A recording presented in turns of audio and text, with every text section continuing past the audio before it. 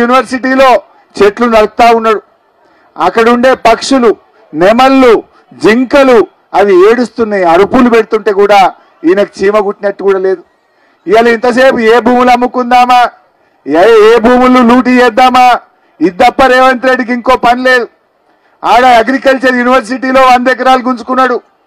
ఇవాళ ఇప్పుడు మళ్ళా 400 ఎకరాలు హైదరాబాద్ సెంట్రల్ యూనివర్సిటీలో గుంజుకొని దాన్ని అమ్ముకుంటాడట. ఇవాళ భూములు అమ్ముకోవడానికే నువ్వు ముఖ్యమంత్రి అయినవా? అదేనా నువ్వు చేసే పని? నువ్వు పేదలకు ఇచ్చిన మాటలు ఏమైనాయి?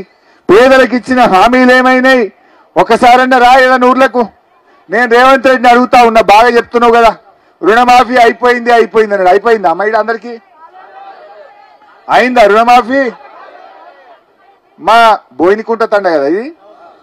రేవంత్ రెడ్డి నువ్వు పాలమూరు బిడ్డ అంటున్నావు కదా, నేను రేవంత్ రెడ్డిని కోరుతా ఉన్నా, దమ్ముంటే గన్మెన్లు లేకుండా, పోలీసు వాళ్ళు లేకుండా మా బోయినకుంట తండకు రా, రుణమాఫీ అయిందా లేదా మా వాళ్ళు చెప్తారు.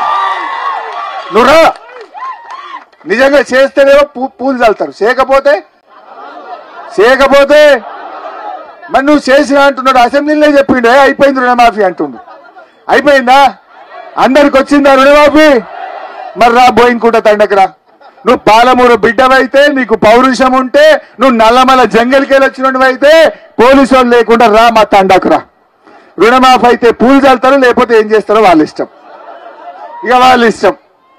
ఎక్కడికైనా రావాలంటే ముంగట మొదలు పోలీసు వాళ్ళు వచ్చి పిల్లల్ని పట్టుకపోతురు, బీఆర్ఎస్ కార్యకర్తల్ని పట్టుకపోతురు, కేసులు పెడుతుండు. ఇదేనా ప్రజాస్వామ్యం?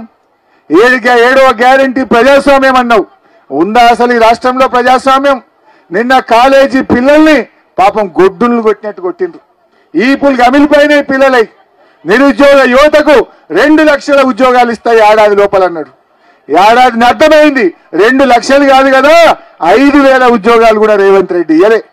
అన్ని అబద్ధాలు, అన్ని గోబల్స్, మాయ మాటలు చెప్పిండు. గద్దెనెక్కి ఇలా మోసం చేస్తా ఉన్నాడు. అందుకే ఇలా అందరూ కేసీఆర్ సార్ను యాడ్ చేస్తుండ్రు. కేసీఆర్ సార్ ఉండగా ఈ రియల్ ఎస్టేట్ బ్యారెన్ చేద్దరు మా పిల్లలు. వీళ్ళందరూ కూడా 12 మంది రియల్ ఎస్టేట్ మీద బతికిరు. ఇప్పుడు ఆ మోటార్ సైకిల్ వాడు గుంజుకపోతుండు, ఫైనాన్స్ వాడు, కార్లు ఫైనాన్స్ వాడు గుంజుకపోతుండు. బేరం బంద్ అయింది, ఫైనాన్స్ కూడా బంద్ అయిందట. ఫైనాన్స్ కూడా బంద్ అయిపోయింది. ఇక బండ్లు గుంజుకపోవడు వీడికి వచ్చింది కథ.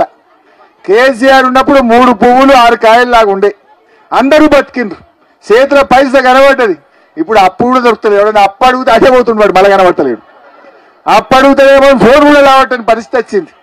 ఇవాళ రేవంత్ రెడ్డి పాలనలో తెలంగాణ తిరోగమనం అయిపోయింది. అన్ని పిచ్చి పిచ్చి పనులు. హైడ్రా పేరిట పేదోళ్ళ ఇల్లు కూల్చిండు. మూసి బ్యూటిఫికేషన్ పేరిట నానా హంగామా పెట్టి గరీబోళ్ళ ఇల్లు కూలగొట్టిండు. కూలగొట్టుడు తప్ప కట్టుడు తెలియదు ఈ రేవంత్ రెడ్డికి. అందుకే ఈ రాష్ట్రం ఇవాళ ఆగమాగం అవుతున్నది. ఇక జరిగింది. మళ్ళా మనం కూడా జాగ్రత్తగా ఉండాలి. ఇంకెవడన్నా మళ్ళీ బీజేపీ వస్తాడు నడిమిట్లా, వాడిని నమ్మి ఎంపీ గెలిపించిండ్రు. ఏమైంది? ఏమన్నా రూపాయి వచ్చిందా? ఢిల్లీకి వెళ్ళి రాలే, నాకు గల్లీకి వెళ్ళి రాలే. గల్లీోడు సున్ననే పెట్టిండు, ఢిల్లీోడు సున్ననే పెట్టిండు. తెలంగాణకు శ్రీరామ రక్ష మన బీఆర్ఎస్ పార్టీ, మన కేసీఆర్. అందువల్ల మనం ఎప్పుడైనా కేసీఆర్ని కాపాడుకుంటే ఆయన మనని కాపాడుకుంటాడు. కేసీఆరే ఇలా తెలంగాణను మంచిగా కాపాడిండు. కానీ ఇలా వెనకటేదో అంట చూడు, ఎక్కువ తక్కువ వాగుతాడు. రేవంత్ రెడ్డిది ఒరుడు ఎక్కువ, పని తక్కువ.